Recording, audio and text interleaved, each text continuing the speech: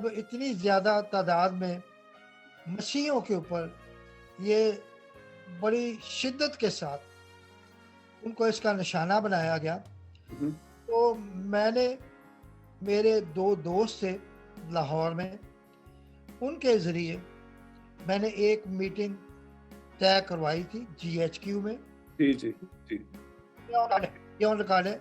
ये 26 जनवरी सन 2000 को ये जीएचक्यू में हाँ जी मीटिंग मेरी तय करवाई हुई थी, जी जिसमें हमारा एक मसीहियों का वफद गया था, जिसकी सरबराही बिशप जावेद अल्बर्ट कर रहे थे। मैं और शहबाज मजीद, आप उनको जानते होंगे, कराची से।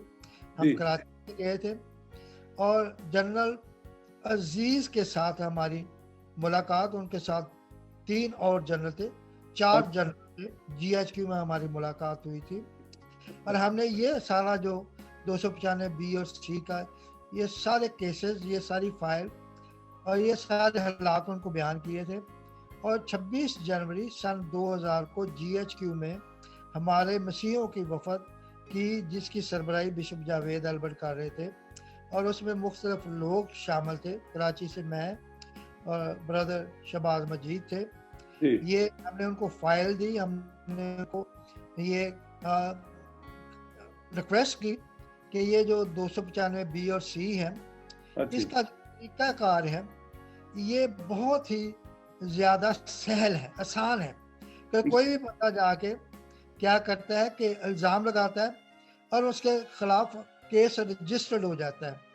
तो हमने ये कहा कि ऐसा हो कि ये केस इतनी आसानी के साथ रजिस्टर्ड ना हो, इसमें 2 मसीही क्लर्जी से ताल्लुक़ रखने वाले लोग, 2 उलमा, और उस वक्त डीसी होता था, डीसी हाँ जी और जी एसएसपी होता था, और एसएचओ, ये 7 बंदे इन्वेस्टिगेट करें।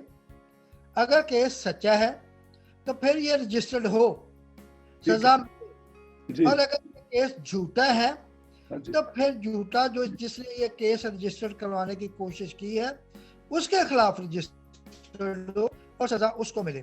सो 20 अप्रैल हम्म, 20 अप्रैल यानी ये 2000 की बात है, जी जनवरी की बात है। 20 अप्रैल को जनरल परवेज मुशर्रफ, हाँ जी जो चीफ एग्जीक्यूटिव थे, अच्छा उन्होंने एक ऑर्डिनेंस जारी कर दिया था 20 अप्रैल सन 2000 को जी जी कि आइंदा जो केस रजिस्टर्ड है वो इस तरह से नहीं होगा। बेशक उन्होंने हमारी ये पूरी बात नहीं मानी थी जी इस ऑर्डिनेंस में, हाँ यानी जी कि 2 क्लर्जी और 2 मुस्लिम उलमा को तो शामिल नहीं किया था, अच्छा लेकिन ये कर दिया था कि डीसी, एसएसपी और एसएचओ ये तीनों इन्वेस्टिगेट करेंगे। हाँ अब जी केस रजिस्टर्ड होगा, यानी 2 उलमा और 2 के बंदे शामिल नहीं थे, नहीं लेकिन बहरहाल उसका तरीका का सिर्फ एसएचओ के ऊपर नहीं रहने दिया था। बहरहाल ये 20 अप्रैल 2000 को ये ऑर्डिनेंस जारी हुआ, जी लेकिन आपको ये मालूम है उस वक्त कू हुआ था थोड़ा ही अर्सा पहले, जी तो नवाज शरीफ उन्होंने बड़ी शिद्दत से जो मुस्लिम मुख्तलिफ जो तंजीमें हैं हाँ जी उनको उनके साथ मिलकर ये आवाज़ उठाई कि ऐसा नहीं हो सकता, ये तरीक़ाकार चेंज नहीं हो सकता। इससे जो मुस्लिम उलमा और जी जो मुस्लिम कम्युनिटी है ये हर्ट हुए हैं। तो आप ऐसा नहीं कर सकते, अगर आप इसको ऐसे जारी रखेंगे तो इससे इंतशार पैदा होगा। तो फिर ये 20 अप्रैल सन 2000 को जो ऑर्डिनेंस जारी हुआ था, उन्होंने 9 मई सन 2000 को इसको वापस ले लिया। तो मेरा आपको बताने का मतलब ये है कि ये तरीकाकार हमने चेंज करवा दिया था, भले पूरा कंप्लीट वो चेंज नहीं हुआ था, हाँ जी लेकिन जो हमारी मुलाकात थी जीएचक्यू में वो रायगा नहीं गई थी। अच्छा जनरल अजीज जरिए हाँ जी हमने ये आवाज़ जनरल परवेज मुशर्रफ तक पहुंचाई थी, क्योंकि वो उन दिनों में मसरूफ़ थे। हाँ जी एक अमेरिकन नायब वज़ीर ख़ारजा जिसका साउथ एशिया के साथ ताल्लुक़ था, हाँ वो उन जी दिनों पाकिस्तान गए हुए थे, तो जनरल परवेज मुशर्रफ उसके साथ मसरूफ़ थे। जनरल परवेज मुशर्रफ के साथ हमारी डायरेक्ट मुलाकात नहीं हुई, लेकिन जनरल अजीज के जरिए हमने ये सारा उन तक पहुंचाया और ये ऑर्डिनेंस जारी भी हुआ और फिर 9 मई को ये वापस भी हो गया। लेकिन मैं ये कह सकता हूँ कि ये तरीक़ाकार हमने चेंज करवाया था। ये मेरी तय करवाई गई मुलाकात थी, मीटिंग थी, जो GHQ में जनरल दीगर 3 जनरल्स के साथ हमारी वहाँ पर मुलाकात हुई और उसके ज़रिए हम इसमें कामयाब हुए। ये जो ऑर्डिनेंस है या जो लॉ उन्होंने पास किया हुआ है, ये तो रहने वाला है और तरीकाकार पता नहीं कब बदलेगा, कैसे बदलेगा, मगर आपने जो कोशिश की ये फिर एक बार लोगों तक पहुंचने वाली है। हो सकता है कि जैसे दूसरी तंजीमें उठ रही हैं इसके लिए कम से कम लॉ खत्म ना हो, लेकिन ये जो आसानी से हवा में फूंक मार के एकदम से किसी पर केस बना दिया जाता है ना, वो गलत है। और मोस्टली जितने केस बने हुए हैं वो झूठे भी हैं, वी ऑलरेडी नो इट, क्योंकि उसका सबूत मांगा नहीं जाता, इसलिए कह नहीं सकते कि कोई एक भी दुरुस्त केस है। और साबित हुआ है 10 साल तक वो जो उस लेडी को अंदर रखा उन्होंने, वो सभी जानते हैं, आसिया बीबी का नाम तो सभी जानते हैं। मैंने उसके आर्टिकल लिखे हैं आसिया के लिए, मेरी पोएट्री चली है जो अखबार में भी छपी है, और फेसबुक पे तो आप यकीनन जानते हैं कि मैं अक्सर ऐसे जो मसीहों के साथ ज्यादतियां होती हैं फौरन उसका कोई ना कोई रिस्पांस देता हूँ। जी जी बिल्कुल, वो लिखना बहुत जरूरी है। आप अभी तक लिखते हैं, मैंने 1 या 2 और को देखा जो इस तरह से बोल्डली खुले लफ्जों में लिखते हैं। आमतौर पर सब ऐसा करते नहीं है। हम जितना लिखते हैं अपने उससे हट के कुछ और लिखना बड़ा मुश्किल हो जाता है। और दूसरा, चूंकि वहां से आने के बाद यहाँ पर ज्यादा ध्यान हो गया, वहां पर इतना कभी कभी खबरों का हमें इल्म होता नहीं, लेकिन ये कि चलो अब फेसबुक है, या इस तरह से जब आपसे गुफ्तगू कर रहे हैं तो कुछ और नई बातें सुनने को मिल रही हैं। तो आपने जो किया है वो बहुत कमेंडेबल है और याद रखने वाला है। मैं आपसे आपके गीतों के बारे में बात करना चाह रहा हूँ। आपने जो 300 गाने रिकॉर्ड किए हैं, I know it's a very expensive field, मुझे पता है, बड़ी दफा कोशिश की, हम तो अफोर्ड कर ही नहीं सकते थे, घर पे ही बना लिया, घर पे रिकॉर्ड कर लिया सारा कुछ। तो आपको खुदा ने ना सिर्फ गीत लिखने का तोड़ा दिया, उसको रिकॉर्ड कराने का भी तोड़ा दिया, फाइनेंशियली भी आपको फुली। मुझे पता है आपके के पीछे किसी का हाथ नहीं था, आपने खुद अपने ओन पर सारा कुछ किया। Is that right? हाँ, आपको तो सारा मालूम ही है और मैं थोड़ा बता भी देता हूँ। जी। मैंने आपको तो सीधा सीधा ही बता दिया कि जब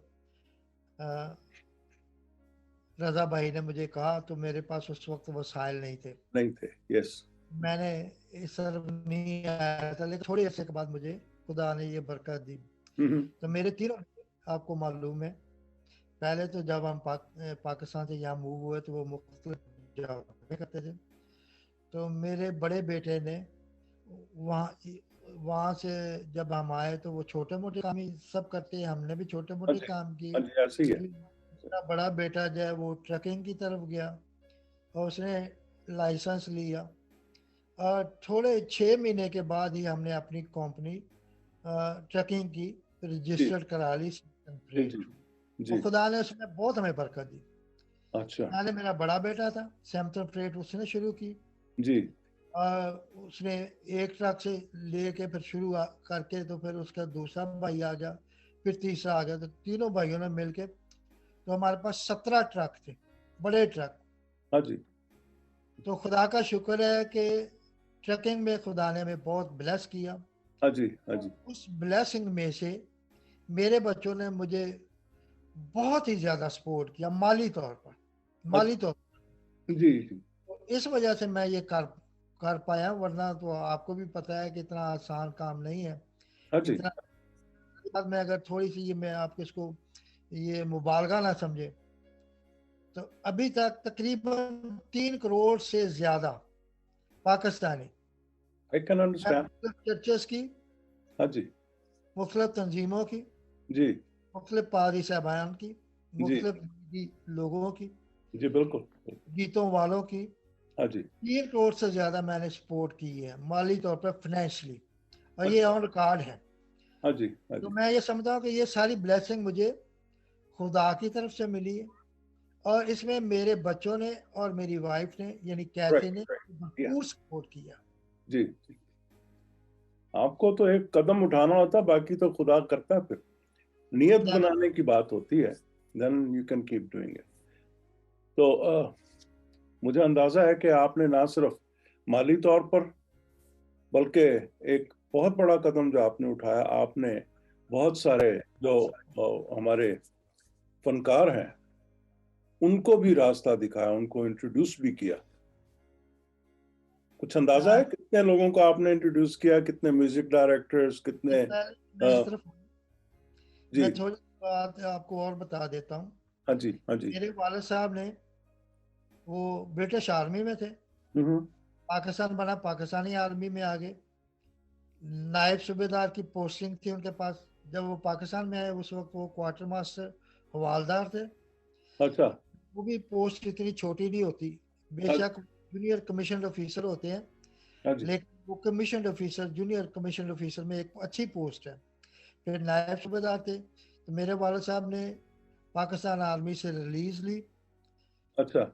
वो सेमिनरी में चले गए, फिर थियोलॉजिकल सेमिनरी गुजरांवाला, जो आपको पता है बड़े सगीर की सबसे बड़ी सेमिनरी। हाँ जी हाँ जी। वहाँ से मेरे वाले साहब ने ग्रेजुएशन की। मेरे अच्छा। वाले साहब अपनी हयात तक वो लाहौर चर्च काउंसिल के साथ, अभी तो वो चेंज हो गया, पीसीपी बन गया, हाँ जी। प्रेस चर्च इन पाकिस्तान हो गया, अच्छा। उसके साथ खिदमत की।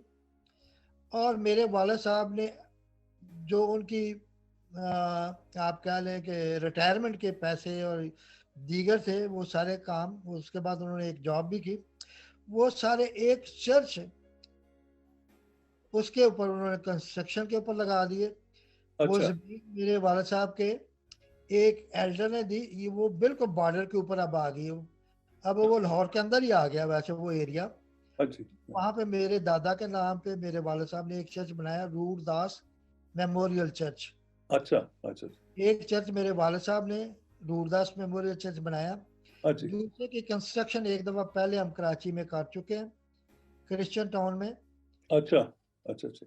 इसके प्लाट खरीदने के लिए बिशप जावेद अल्बर्ट, उन्होंने भी माली तौर पर मदद की थी, अच्छा लेकिन उसकी सारी कंस्ट्रक्शन जो है वो मैंने करवाई थी। अच्छा। क्रिश्चियन टाउन में वो हाँ जी। चर्च कराची में, उसकी पहली कंस्ट्रक्शन भी सारी मैंने करवाई थी। हाँ जी। अब वो काफ़ी पुराना चर्च हो गया था, उसकी छत वगैरह हाँ काफ़ी जी। टूट फूट का शिकार थी। अब उसकी दोबारा से कंस्ट्रक्शन जो है वो की जा रही है, और मैं कोशिश कर रहा हूँ भरपूर तरीके से कि उस मकामी कलीसिया को एक बार फिर, जैसे उनकी ज़रूरत है या जैसे वो चाहते हैं कि अब उनको लेंटर वाला चर्च मिले, गैलरी वाला चर्च मिले। खुदा का शुक्र है गैलरी हमने बना ली है, और अच्छा। अनकरीब भी उसकी छत जो है वो ढल जाएगी।